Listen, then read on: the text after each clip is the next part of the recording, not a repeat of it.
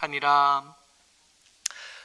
오늘 나눌 말씀의 배경에는 1차 전도 여행이 한 18개월 기간 동안 끝나고 돌아온 겁니다. 바나바와 바울이 돌아왔는데, 돌아오고 나서 그 은혜를 나누고 그 간증을 나누던 시간들이 지나고 난 다음에 교회에 새로운 문제들이 나타나기 시작해요. 교회가 점점 더 부흥하면서 유대인이던 사람들이 원래는 교회의 원년 멤버였을 텐데, 점점 더 복음이 퍼져가면서 원래 유대적인 문화의 배경이 없던 사람들이 교회에 한 사람 한 사람씩 들어오게 된 겁니다. 이제 우리가 지금 생각할 때는 유대인과 유대인이 아닌 사람들, 그러면 그냥 뭐 그런 사람들 다 사람이니까 싶은데, 이게 얼마나 다르냐 하면 그 사람들이 먹는 음식도 다르고요, 하는 말도 다르고요, 하는 생활 습관 다 달라요. 굉장히 다른 중에 특별히 유대인들에게는 이방인을 바라보는 시선 가운데 저들을 낮추어 보는 선민 사상들이 그들 가운데 있기 때문에 그 선민 사상이 교회를 나누어지게 하고 교회를 어렵게 하는 일들이 끊임없이 교회 안에 일어나게 된 겁니다. 그런 일들 때문에 교회 문제가 그저 교회 몇 군데에서 나누어질 수 있는 문제가 아니라 전 세계에 흩어져 있는 모든 교회들에게서 해결해야 될 문제로 받아들여지게 됐고, 이 문제를 해결하기 위해서 예루살렘에 있는 사도들과의 특별한 회의가 벌어지게 됩니다. 이것이 사도행전에 드러난 예루살렘 공의회 첫 번째 회의이고요. 이 회의가 계속 이어져 나중에 아주 역사적으로 또 신학적으로 중요한 결정들을 하게 됩니다. 그 첫 번째 회의를 끝나고 난 다음에 한 번 더 가봐야 될 그 교회들이 잘 버티고 있는지 한번 생각해 보자고요. 교회가 생겼는데 예수 믿은 지 이제 한 1, 2년 된 사람들끼리만 모여서 교회가 세워진 거예요. 그 교회가 잘 돌아가고 있을까요? 게다가 안전하고 평안한 중에 예수 믿는 사람들이 아니라 예수 믿는 사람들이라고 하면 돌을 던져 죽일 만큼 폭력적이고 또 험한 사람들 사이에서 믿음을 지키고 모여서 예배를 드려야 되는 사람들, 그 사람들이 안전한지, 그 사람들이 잘 있는지 다시 가서 살펴봐야 될 필요가 있었던 겁니다. 36절 말씀 같이 읽지요. 시작. 며칠 후에 바울이 바나바더러 말하되 우리가 주의 말씀을 전한 각 성으로 다시 가서 형제들이 어떠한가 방문하자 하고, 방문하자 한 말에 바나바와 바울이 서로 동의했습니다. 필요하다는 것에 동의했고 그 일이 급히 이루어져야 됨에 동의했어요. 게다가 이 바나바와 바울에게는 예루살렘 공의회에서 결정된 그 회의의 결론들이 써진 편지까지 들려져 있거든요. 이 편지를 전해야 될 책임까지 이 사도들에게 있었던 겁니다. 그 편지에 뭐라고 써 있었냐 하면 15장 29절에 나타나 있어요. 같이 읽습니다. 시작. 우상의 제물과 피와 목매어 죽인 것과 음행을 멀리 할지니라. 이에 스스로 삼가면 잘 되리라. 평안함을 원하노라 하였더라. 아까 교회 안에 있었던 불협화음이 태생적으로 생길 수밖에 없다 그랬잖아요. 근데 이 태생적으로 생기는 그 불협화음의 제일 근본적인 원인이 뭐냐면 유대인들이 가지고 있던 다른 백성들과 이방인들에게는 없던 하나님의 율법이 그 근거가 되고 그 이유가 되었던 겁니다. 율법이 우리가 기억하는 것만 해도 10가지 10계명이 있고요. 이 10계명을 확장해서 이 10계명을 잘 지키기 위해서 오랜 역사 동안 만들어 왔던 수많은 규례들과 율법들, 장로들의 유전들이 이 백성들에게 있었거든요. 많은 거요. 기본적으로만 해도 10가지인데 그것뿐만 아니라 수백 가지의 규례들과 장로들의 유전들이 있었다고요. 이것들이 교회 안에 불협화음을 만들고 환란을 만들어냈었는데 이걸 회의를 통해서 줄인 겁니다. 반드시 필요하다고 생각되는 것들만 몇 가지를 남긴 거예요. 그 몇 가지가 어느 정도로 줄였냐 하면 우상의 제물, 그리고 핏째 먹는 거, 목매어 죽인 거, 음행하는 거. 몇 가지예요? 4가지로 줄은 거죠. 이게 얼마나 혁신적인 거였나 하면 10가지에서 4가지를 줄인 게 아닙니다. 장로들의 주의전과 규례까지를 포함하면 수백 가지가 있는 거예요. 그 수백 가지를 줄여서 4가지로 남긴 거죠.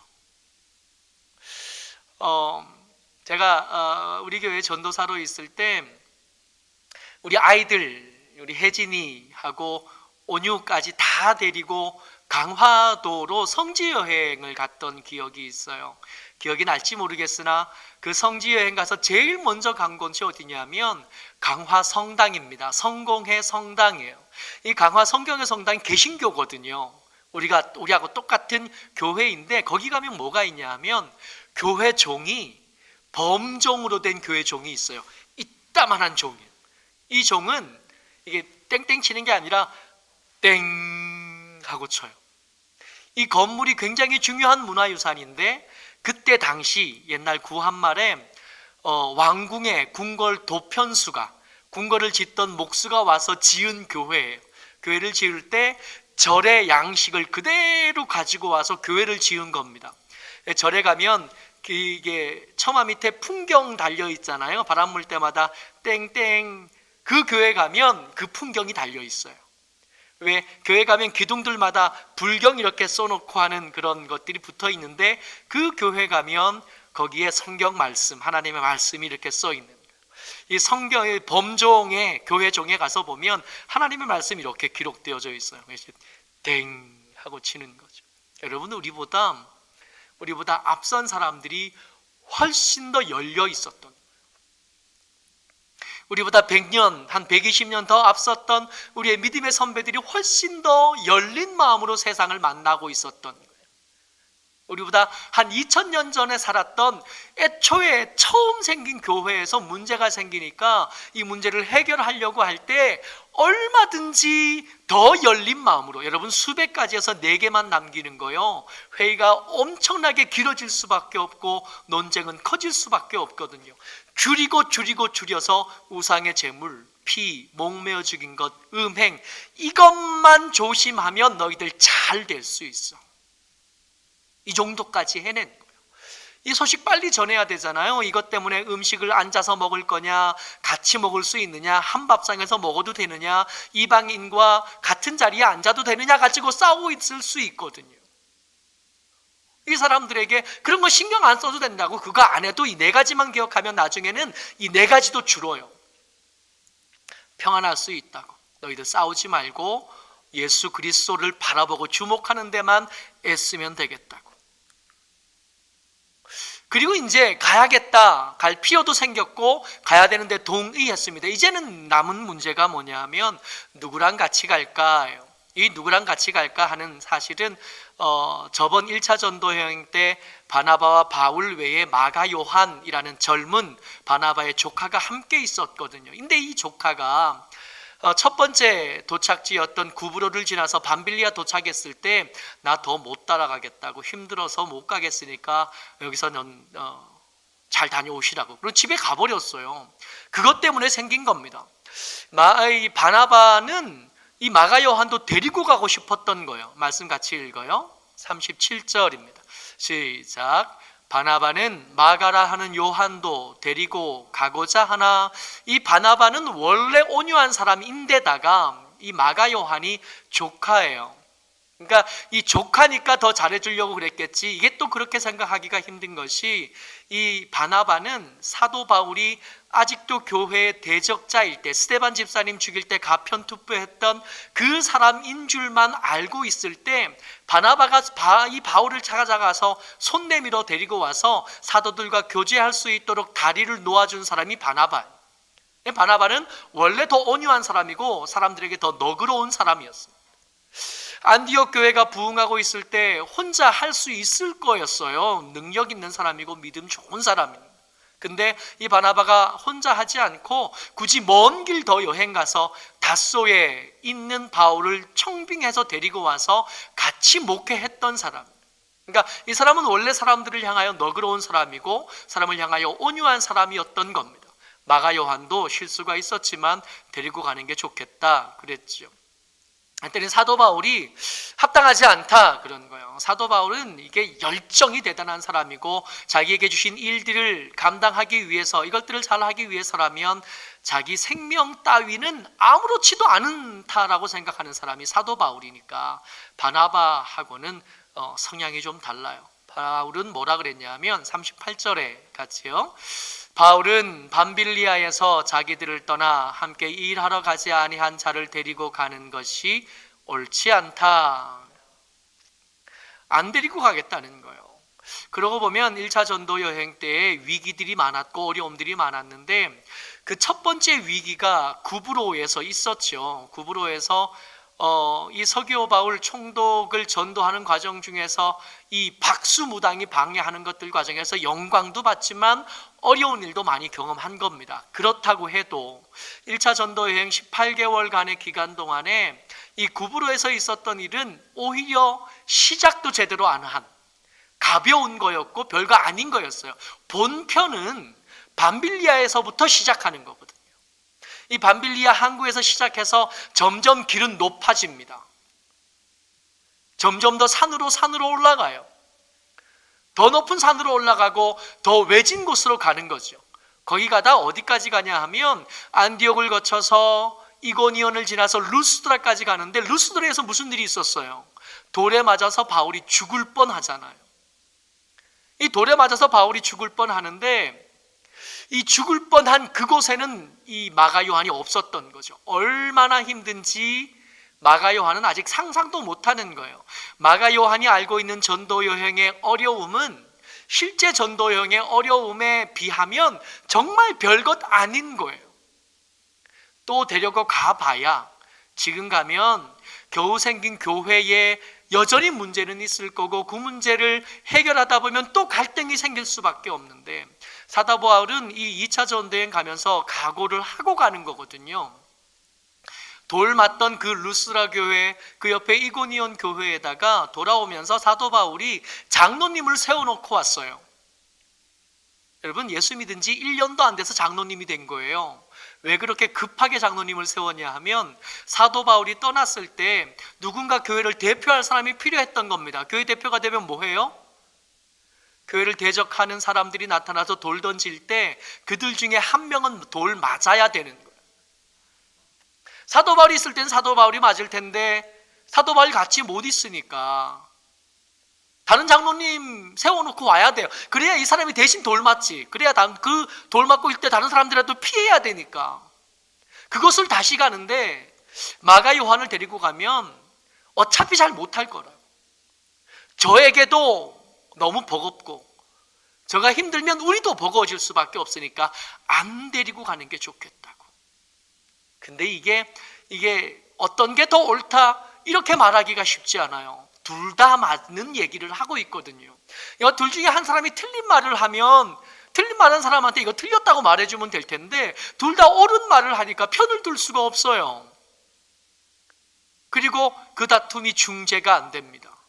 성경은 이들의 다툼을 어떻게 결론하냐 하면 서로 심히 다투어 피차 갈라서니 끝끝내 의견이 조율되지 않았어요. 그래서 헤어졌다 그럽니다. 헤어졌어요. 이제 대책을 만들어야 되잖아요. 이 헤어지고 싸우고 헤어지는 일들을 옆에서 교회 사람들이 다 지켜봤을 거 아니에요.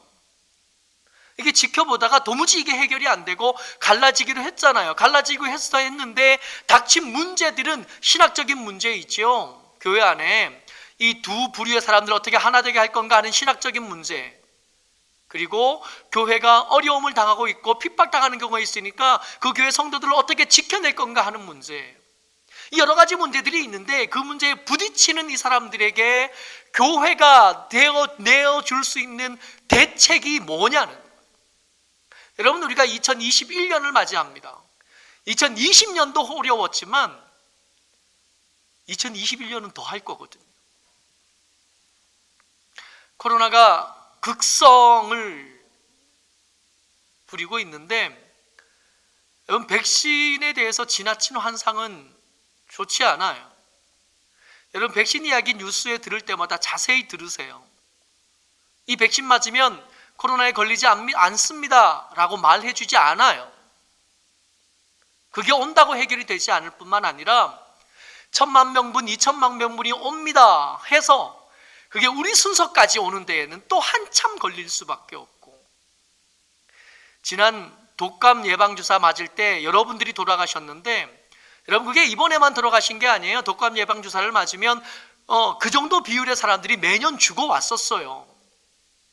이 코로나 독감 예방주사 백신은 그런 일이 없을까요?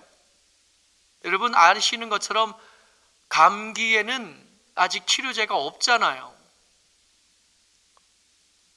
그거 아니에요? 그거?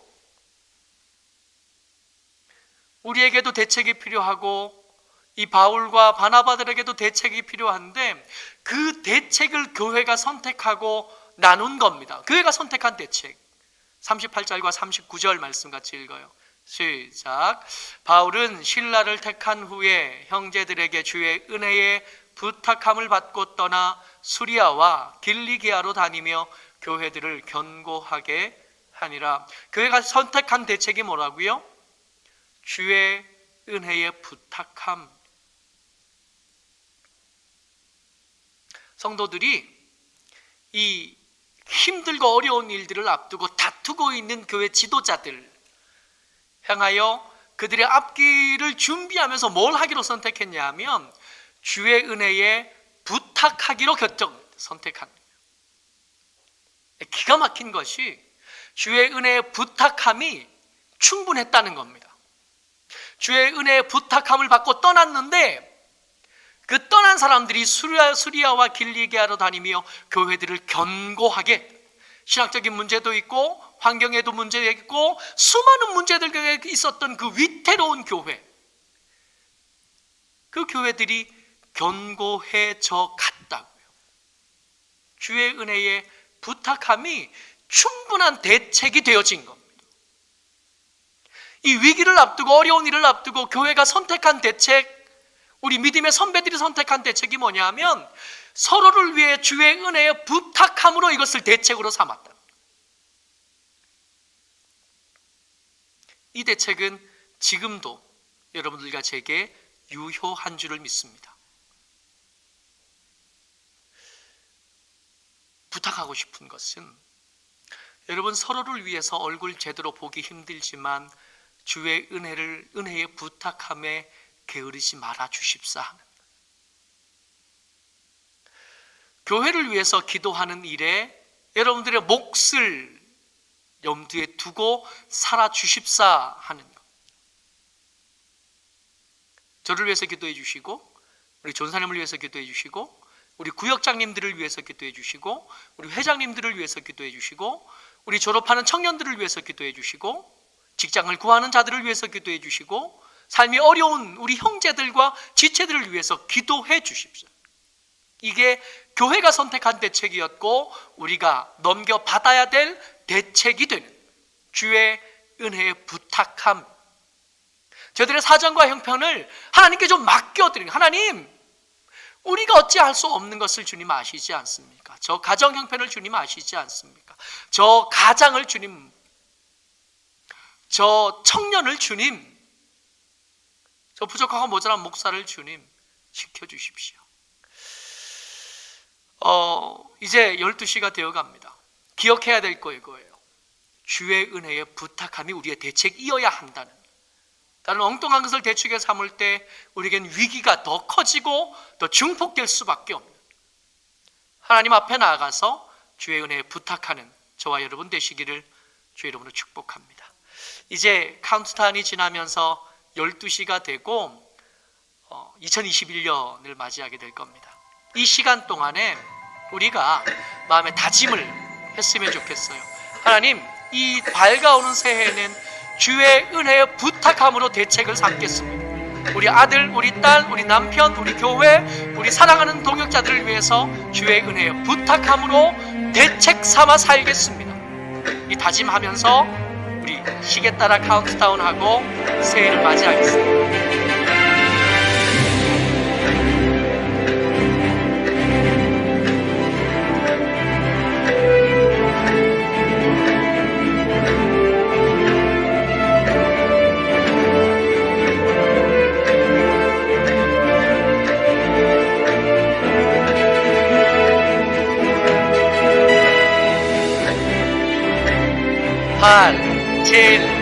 6, 5, 4, 3, 2, 1. 축하합니다. 드디어 새해를 맞이하셨습니다. 오늘 새해 복 많이 받으시고 2020년 힘들고 어려울 때 정말 고생 많이 하셨고요. 그런 중에 여러분들 믿음 잘 지켜와 주셔서 감사하고 여러분들의 일상을 지켜와 주셔서 진짜 감사를 드립니다. 여러분들 존경하고 사랑하고 또 축복합니다. 우리 옆에 사람들 좀 격려해 줬으면 좋겠어요. 수고하셨습니다. 수고하셨습니다. 새해는 더 열심히 여러분들을 위해서 기도하겠습니다. 오늘 말씀을 나누었던 것처럼 주의 말씀이 우리 발의 등이요 길의 빛이 되시는 줄을 진짜 믿고 그 말씀이신 예수님에게, 하나님에게 우리의 사정과 형편을 열심히 아려서 부탁함으로 대책을 삼는 그런 한 해가 됐으면 좋겠습니다.